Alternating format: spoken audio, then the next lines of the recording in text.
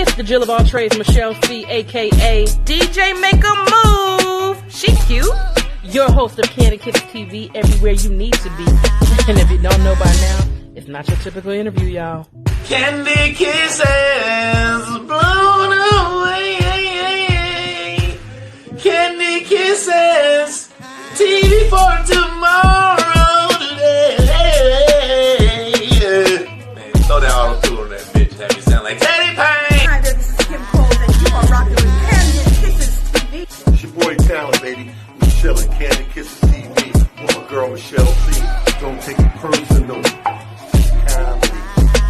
Yo, what's up? It's bruh man from the fifth floor. In the ATL, chilling with Kandid Kisses TV. What's up, y'all? You're watching Kandid Kisses TV with my homegirl, Michelle. Hello there. Have you asked yourself what you're missing? I have. It's Kandid Kisses TV.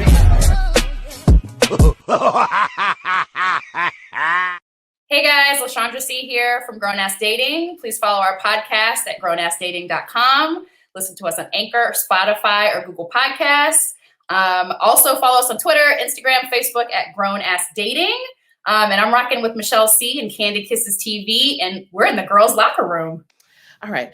It is your girl, Michelle C, aka DJ Make a Move, and I am bringing you a new segment.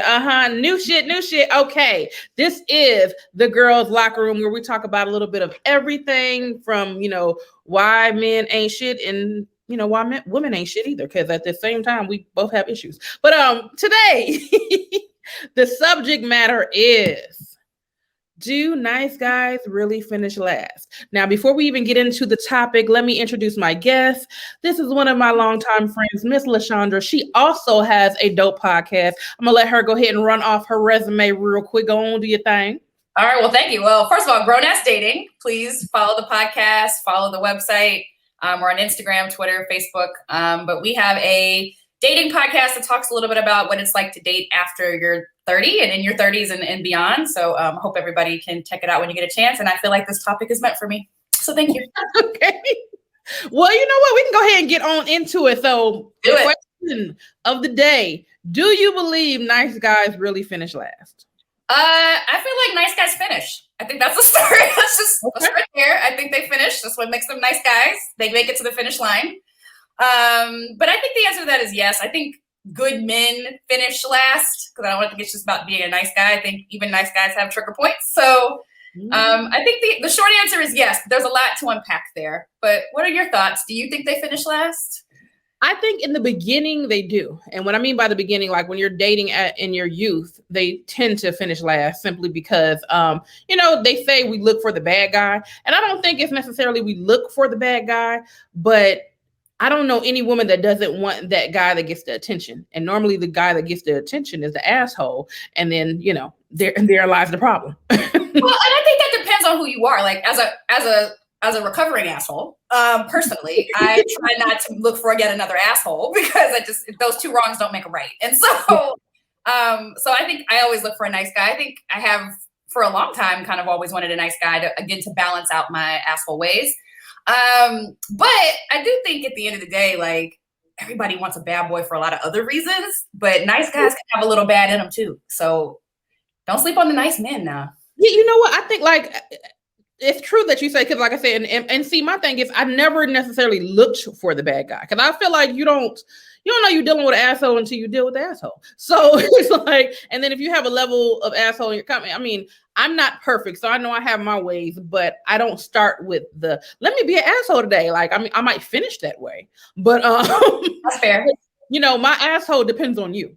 So yeah, it's a reaction. It's often a reaction to others, which is why I say you don't want another like dominant asshole. Like I want somebody who's going to be nice. So I can feed off of that energy and be a better human being.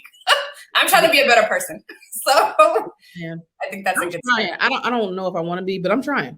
You got to aspire to something. I mean, because sometimes people just push you to the edge. You be like, all right, now, nigga, I tried. This shit ain't working no more. Let me give you the real. But you get that. You can get that from a nice guy too, though. So again, I think there's a little bit of asshole in everybody. But I think the overall nice guy definitely is the goal, especially at this age of my life. Like When I was in my 20s, this question would have been different. The answer would have been different. The process would have been different. I'm in my 30s. Yeah, I don't really have time for anything but a nice guy. I don't really have the patience for anything but a nice guy. I don't have the spirit for anything else. Right. Like I want whoever treats me well. Right. Because at the end of the day, it's like I feel like we're speaking of back in the day when your younger days where you might have switched it up a little bit. But I feel like the problem that we have in our youth is we feel like, because women are natural nurturers, we feel like we can change the asshole out of them. Well, I think well, it's not even that. I think when in your 20s and in your teens, when you look for potential because they haven't lived a life, right? Like they haven't done anything that could guarantee how they're going to behave. So you're looking at potential. You're gauging relationships based on potential. But at the end of the day, I'm at an age now where I don't need you to potentially show me what you can do. I need you to be a nice. Like I said, a good man. I said that's why I came from the start. I want a good man. I don't need a nice guy. I want a good man. And that is something you get automatically. Like I don't have to look at the potential for you to grow into that. I need to see it in return on investment before I'm deciding to let you finish it all. So But I think I have a question for you. Like, if we're talking in this scenario, like, what is a nice guy? Like, what is that defined as?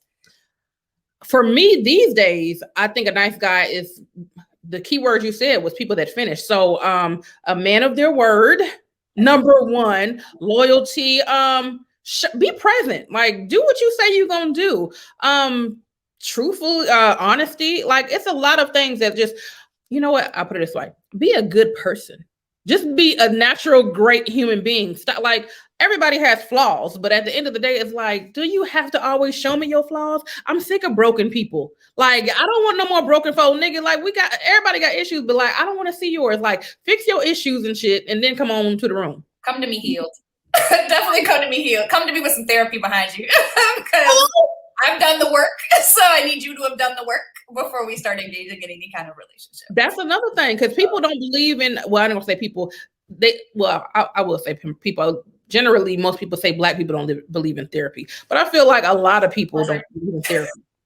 First of all, there's a lot of Black people that believe. So for the Black people that believe, I'm a believer.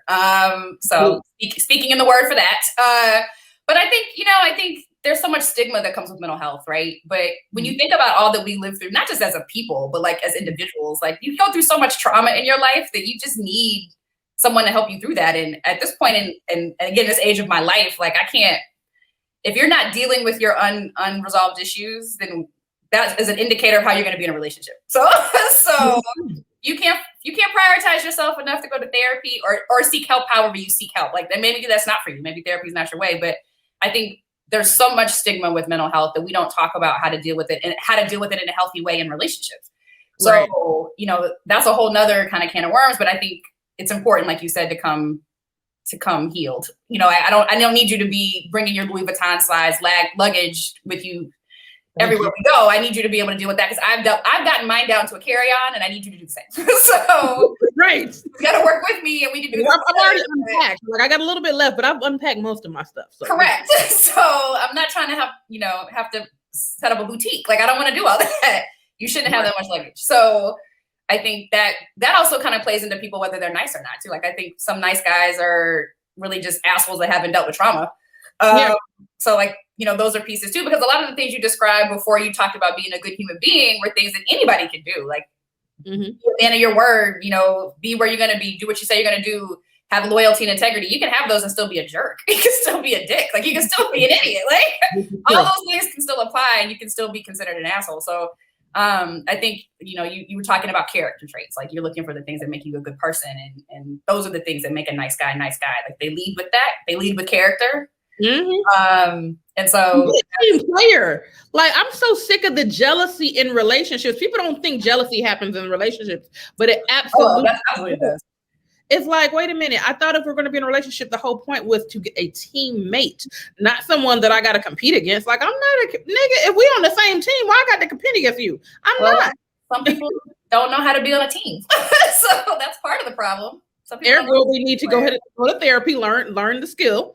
Yeah, learn what you need to learn, build up your toolbox. But I think that's true. Like I think a lot of us are looking for a partner. I'm not looking for I'm not just looking for a nice guy because I'm looking for a nice guy. I'm looking for a nice guy that could be a good, like you said, a good mate, a good partner. And again, a lot of that has to do with you and how you choose to handle your own personal life and struggles and stress and how that manifests for you. And because that has 100% impact in your own relationship. So, and if marriage is not the goal, leave me the fuck alone. Listen, you already know because we talk about this on the podcast all the time. I'm a firm believer of dating with intention. Your intent can 100% be to just cut and move on. Like, I don't need to, like, that could be your intent, but you need to share that intention with others. Like, you need to let people know who you are and what's going on. And same thing with marriage. If your purpose is marriage, then you're going to know that when you start dating me, that's my purpose. And then you can go from there. But my purpose isn't even marriage. Like, I don't need you to marry me because I've been there, done that. Like, I've had that experience, got the t-shirt, been on the ride, right? Like, I need somebody who can actually be a partner. Okay. And if you can't do that, then we have.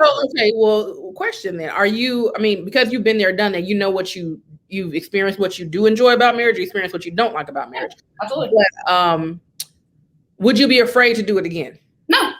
I tell people all the time, I 100% would get married again. I just don't need to get married again. Like, the push that I felt to do it when I was younger was just like, that's how happiness happens, right? You find a man, or find a mate, whatever that looks like for you, and you get married and you have babies and you have a family and you buy a house. Like, I was trying to do everything in an order because I thought that was the order. And then I realized whatever works for me is what I need to be doing. And so, do I need to be married again to have a fulfilling relationship? No. Will I do it if it presents itself and that's what we both want is a partnership and that's what we think is going to be best for our relationship? Sure.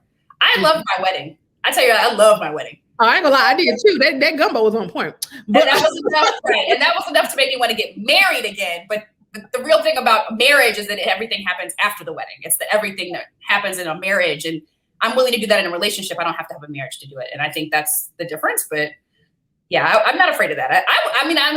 What I've learned over the years is I've gone from being an asshole and a cold-hearted bitch to being like a softie and like a super romantic. So like I'm all into it now. I'm like, oh, flowers and movies and like cuddling up. I'm like, oh, this is cute. I'm crying at movies now that I didn't cry before. Like it changes you, I think, in a different kind of way. And so, question: do you feel like you married the good guy, or do you feel like you married a bad guy? Well, not even a nice guy or the other guy. What do you? That's hard because I think I married for potential, right? Like I think my ex-husband had bad boy traits, but in the core of who he was a nice guy. And that's the problem. That's the tricky shit. You be so like, because like, all right, I like the exterior of like, okay, he got my back. He might have, be able to throw them things. But that softy too. And it's like that. It's a thin line. And when you're trying to figure out that line, and then you realize, okay, maybe he was more of the bad guy than I expected. Damn. Well, not case in particular, but just in general. Right. But I think in general too, the other thing about that is like there's bad guys and then there are bad guys for you. Like there's a difference between like that's why I was like being an asshole is one thing, but being a bad guy, he just wasn't good for me. Like at the end of the day, where my relationship ended up with is like we were better off in a different space. Like we weren't good for each other. And that doesn't make him bad necessarily. Now, did he have some innately like bad boy traits? Yes. And was I attracted to those a great deal more than the good boy trait? Yes. And was that original attraction? 100%. Especially because he was very different from me. Like, we were assholes together, but at the end of the day, like I was this professional, I was this nice person. I was able to be more of an asshole with him because he had asshole in him. I guess if that makes sense. So yeah, birds together. So it's like, it's almost kind of like, because I have friends all the time, they ask me like, well, how are you still friends with one of your ex? I'm pretty much cool with a lot of my ex, except maybe one, he could rot in hell. But the reason being is because we had a friendship first. Right. And so that friendship. I've asked you that before. How are you still friends with you? but like we had a friendship first, so it's easy for us to transition back to just being friends because that's what we started off as. Right. So nowadays, when we have conversations, the stuff that may have pierced my heart a little bit and said, "Oh, dang, like why you couldn't do this for me?" or da da da. I don't give a fuck about no more because I realize as learning him as a friend, not even learning him as a friend, I've known him as a friend, but realizing romance is not on the table, in my opinion, ever again. Yeah. I can see him for who he is. And when I see him for who he is, I'm like, you weren't the relationship I was supposed to have. And that's why we're friends, because if I had to deal with that on a consistent basis, as far as the relationship realm of you, I don't like that space, because that space makes me want to fight you. And I don't feel like I need to, I mean, not physically fight, but I mean, like literally he can trigger to the point where I just literally want to throw them things on them. And I'm like, I don't think that's what kind of marriage or relationship I would want to have. So it's better that we should be friends, because a friend can let you trigger and say, oh, fuck you, and hang up and keep it moving. And then 2 days later, y'all can be cool again. But a marriage is no, fuck you and fuck you again. You know what I'm saying? Okay. Well, what I would say that one of the things that I think is different is that, you know, first of all, marriage, I think, needs friendship to survive but the expectations are different. So like if you're in a relationship, the expectations for your partner are different versus if they're just a friend. And while I still might treat you in a similar way, minus the sex, you can still be a friend to me and not a partner to me in that way. But I think we have a lot of really I know a lot of us have a lot of dope relationships. Like, you know, I have a lot of good girlfriends, a lot of people that fulfill me in ways that I don't think a husband ever could, and vice versa. Like, I think you have a certain relationship in your life for a lot of reasons. But I will say, I think to your point about, you know, specifically about being friends with your exes, like, I think I can actually say I have a lot less. I've started a lot less relationships not knowing a person than I have the other way around. Like, all of my exes, for the most part, give or take maybe 3, were friends first. We started, and mainly because I'm just like a completely like, I don't pay attention to shit. So I didn't realize like they liked me. So I was like, oh, okay. And then eventually we came around to it. Like, I'm incredibly awkward when it comes to dating, and incredibly not like inept when it comes to people like being. I mean, I'm surprised. You tell me you're to me, or I'm just not gonna know.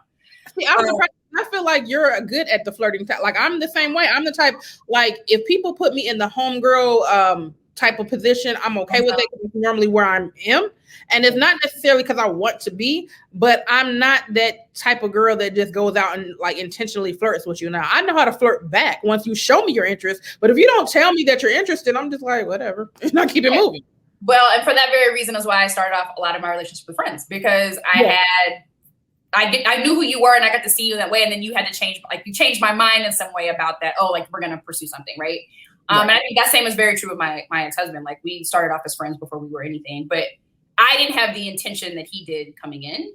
But I will say, like, my relationships post, like, after that, like, it's been very rare that I've like, just like, I'm going to date this person, or I'm going to start dating that person. Like, even like I'm on dating websites now and I'm like, because I can't get to know you as a friend like I have done for majority of my relationships. So I think it's easier to stay friends with people when you break up, because you might have started as a friend and like you recognize them in that space already, and it's easy to slide back into. But I think to your point, you said something very important, which is, I know that there's not going to be any more sexual activity anymore. Like, we're not going to engage in that way, so we can do this. But I think that's true of a lot of people, right? Like, once you flip that switch and you're like, I'm not interested in you anymore, then you can stay in the zone. Oh yeah, like, that's the only way I feel like we can still maintain, because I mean, regardless if attraction is still there or not, like, I don't like you in that realm. Right. Because I know what you did in that realm and I don't appreciate that. And you know how people say, well, people can change, they can, but yeah, right. And it's not even saying that you can't change for a person, but it's more so like the trust. I can trust you as a friend, but I can't trust you with my heart. That's the difference. Because when I trusted you with my heart, you fucked it over. So I'm just like, we ain't doing that, but we can do this. See that trauma. See the trauma building up. Oh, nigga, I'm not saying that. Nigga, trauma is here. Hello, I'm open to let you know the trauma is here. But the genuine like love I have, you know, even after the trauma or whatever, is because I know what I don't want, and it did, like, even people say trauma's bad, but like, it's not bad, because it's a learning experience. It lets you know what you are willing to go through, what you can handle, what you can't handle, and then you know when you get into something else, then you're like, that's what I'm not going to do. That's what I'm not going to deal with, and be fine with it. Well, that's what dating for, right? The whole point of dating is to find out what you like and don't like. So when you get to your ultimate end relationship, you can say, this is it. Like, this is what I want. And so that's the whole point of dating. And I feel terrible for people who got out of the game young. Like, for those of us who got married at a young age or had been in like solid relationships the whole time, instead of having the opportunity to actually date, because that's how you build those skills to flirt and build those skills to do all the things like can engage with people in a different way, which, you know, pandemic has thrown that all to hell anyway, so it doesn't matter. But only thing that messed me up about that is like with the college experience. Like I went to, cosmetology school. I didn't get the college experience. I feel like if I would have got the college experience where I stayed on campus, I would have been a beast. I would have been able to do the flirting thing. But now I feel like I wasted my college experience because I worked so much. And then I think the other part of it was like, again, because I was weird about relationships. Like I wanted to like know people. So like I basically kind of just was in one relationship after another. Like I wasn't really single for real. I was always talking to somebody. So like I felt like I didn't really get to fully use my college experience. I was too serious the whole time. I should have partied a little bit harder. But I will say, like in my 20s, though, I did try to have, like, I tried to, when I moved to Atlanta, I was like, yeah, I'm gonna do this. But then it was like, by then all your friends are like, because college is like you fall into your relationship. A lot of people find their husband. A lot of people find. Shoot, there's people that go to college for a relationship. Right. So breathe. I just want to know. All your friends are like getting married, and you're like, oh, so I'm over here enjoying this wine and going out. Trivia again. Like I'm just, you're in the streets. So that could be difficult. But yeah. Do you feel like right, like now in the dating scene that you are specifically looking for a good guy, or you're just, just looking for whatever it feels right? I am looking for somebody who's not trash. And at this point, I feel like I'm like a raccoon. Like I'm just digging trash. Like I'm tired. And I think the one thing I'm looking for, I think the understood is that I'm looking for a decent human being. Like I'm just a decent fucking human being. Like I don't even think they exist anymore because I'm so used to just stupidity. And I think I'm just looking for a decent human being that can hold like a little bit of a conversation without me wanting to murder him. And I think those are apparently a lot to ask for.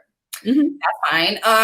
But I think that's what I'm looking for. So I think I can actually tolerate asshole behavior because, again, recovering asshole. But am I purposely looking for a nice guy? No, I am looking for a genuine individual. Like I'm looking for a genuine man that has common sense and can, again, spell words and like write them down in text messages. Like I don't need words. Nothing we do it. I don't need a lot. I'm really low maintenance, especially because I think people assume that I'm really high maintenance. And I'm not. Like I'm very much like I will be in sweatpants all day. I will drink beer. I will go to work. I will do my job. I won't expect any things of you because I am not used to getting the things that I expect. So I stopped doing that. Like it's a low bar.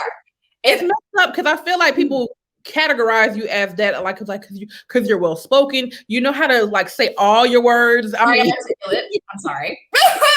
I went to you know what a noun is, so they feel, oh, she know what a noun is. Shit, I need to step my game. It's important. It's just important. So I think it's harder now because you can't authentically connect with people. Like, you do stuff like this where I'm on a camera and I see you in like, concentrated settings that you get to control. Like I don't get to see you, out. I don't get to see you in public spaces. I don't get to see with your friends. Like it's a difficult way to date when you can't assess if somebody's genuine. So do I expect a nice guy? Yes, but I think everybody's nice. Everybody's representative is nice until some real shit happens. And then you can find out what a person is and what they're made of and what they do and how they handle things. So, like I said, I think there's a little bit of everybody experiencing nice and bad at the same time. Like it's duality, right? So. I feel like in my endeavor for, I guess, having whoever my quote unquote husband is to pull up on me, I want them to genuinely just be not, like, I don't even want to say nice, but like, I want them nice with a little bit of edge. Huh? A little bit of an edge. Yeah, I don't know if edge, like, cause see, I'm the type of person like I'm nice until you push me. So it's like I needed you to be nice without being put. In other words, because I'm probably gonna push your buttons because I be able to be tolerant. You need somebody who can handle you. Like you need somebody. Yeah, it's like at the end of the day, it's like I'm not going to set out to be a difficult person, but take the time to get to know me enough to know when that left eyebrow lifts, that means you need to shut the fuck up. And and I think what you're talking about, that comes with time, right? That's like you knowing like my triggers, getting to know me as a person, and getting to know what kind of how I behave and how I move. And I think, but I also want him to be able to be manly enough to, I don't want to say jealous, but you know how like you want that man to make you feel like he don't want no other man looking at you. Because I'm so used to dating guys that like.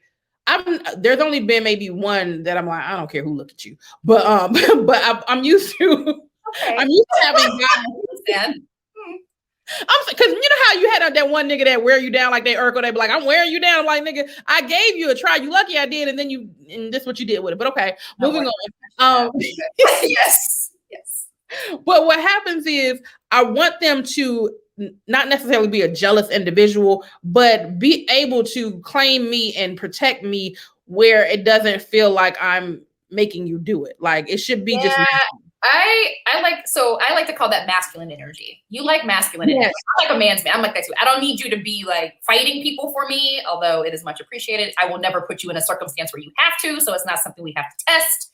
Right. But I think there's something about a masculine, like, it's not to the level that I can think to is not so much that I want people to want you all the time, because I don't want to be dealing with that shit, because there's enough women in Atlanta that can go wrong.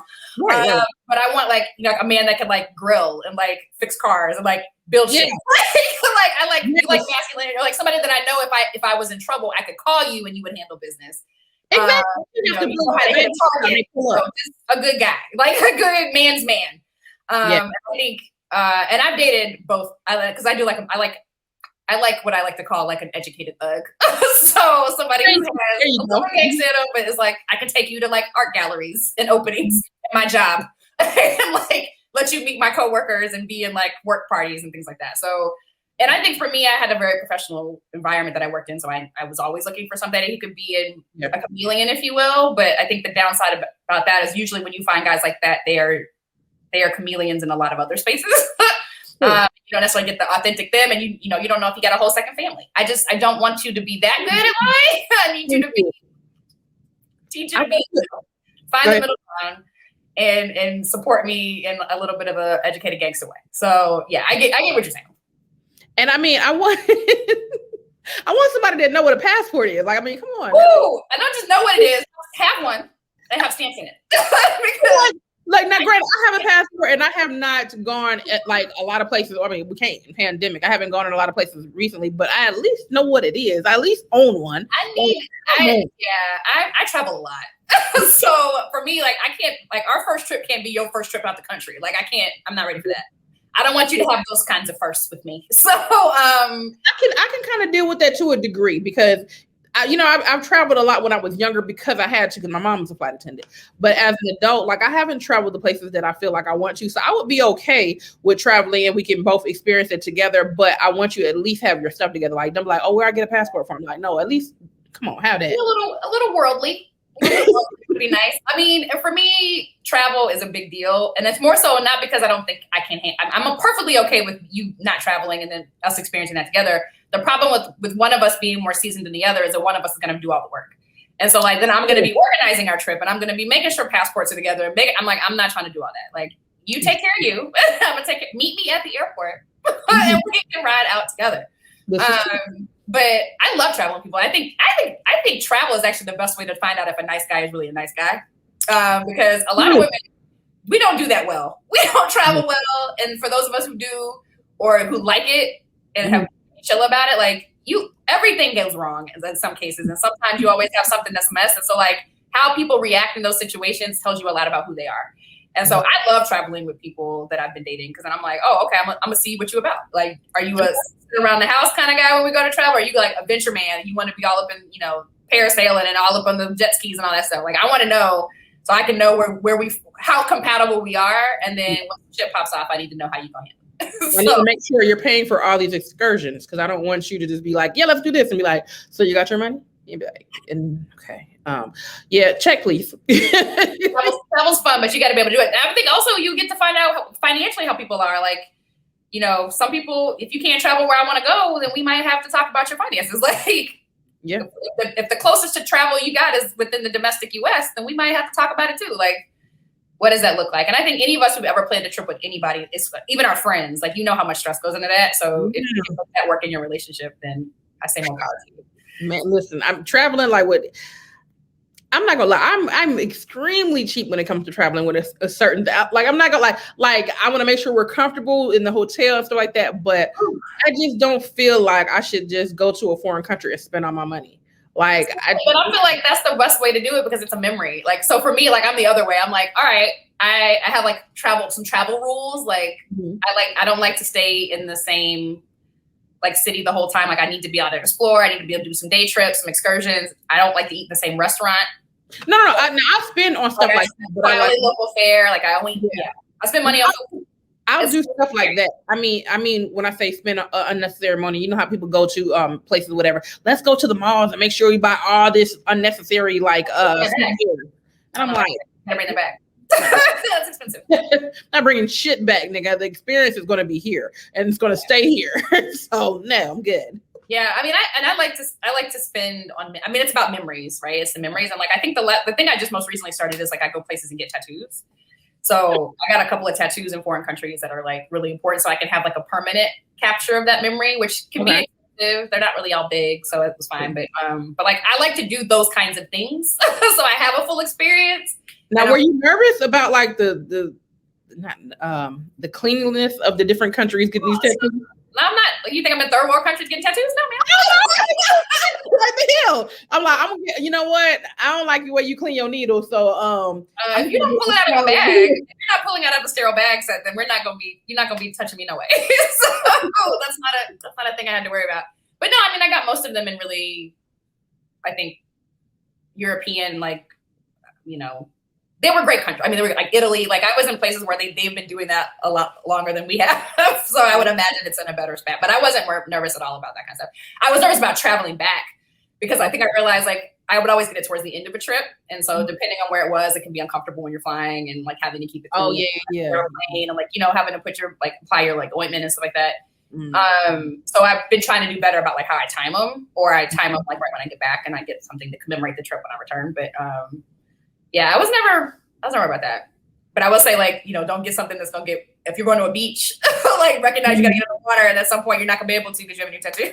So yeah, that was defeating the purpose. Okay, well, so like I try to itinerary style plan them on the back end of something, but it's very, very nice. Like I mean, like I got my last one was when I went to Italy and I got a cross in Rome. Like when I went to the Vatican in that day, that's dope. Now, like I can see, that makes sense. Yeah. Did you vlog about her at least? No, I was just on vacation. I was enjoying my vacation. Like it was the first time I've been to Italy. I was eat, pray, loving my way through that entire part of the world. And I actually to this day still have like food and stuff that I brought back and wine that I brought back. Like there was stuff that I did bring back. Like I was like, I'm gonna bring back some wine. Like I'm gonna bring, because we went to a couple of like vineyards and like wineries. So like I really enjoyed myself, but yeah. Well, that is on my to-do list to Italy. So now that I know that you've been before, if you plan on going back, let me know, because you know what. Well, there's so much of the country to see. So essentially what you need to do is we need to find a nice guy who's gonna help us go to Italy. This is true. Yes. I mean, it is a city for lovers. Like I wish I would have gone with a partner and not, I mean, I went with a girlfriend of mine and we had a great time. We were both very single and enjoying all parts of that. But I think it would have been nice to be there with somebody because it is definitely like a lover city. Like there's so many like romantic dinners and like all these things and like. If I could find me an Italian man, I would be happy. Yes, Lord. I was hoping to. Yeah. But, you know, I didn't have enough of the language to really process it. Okay, so then that's a nice guy, or you were just being Italian.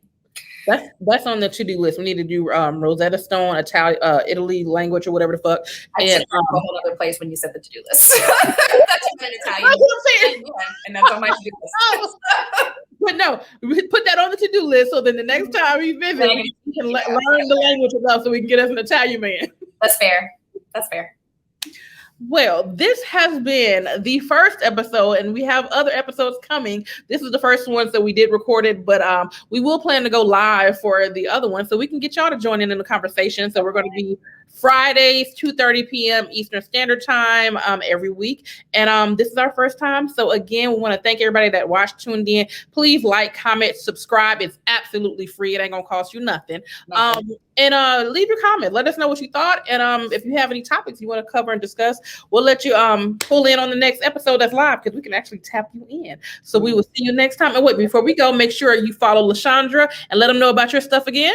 grownassdating.com or grownassdating on Instagram, Twitter, and Facebook. But follow us. Great podcast. Oh, you can also hear us on Spotify, Apple Podcasts, Google Podcasts, and a few others. Anchor. So yeah. That'll work. So make sure you do that. Like, comment, subscribe, and we will see you next time. I want to be on the next episode.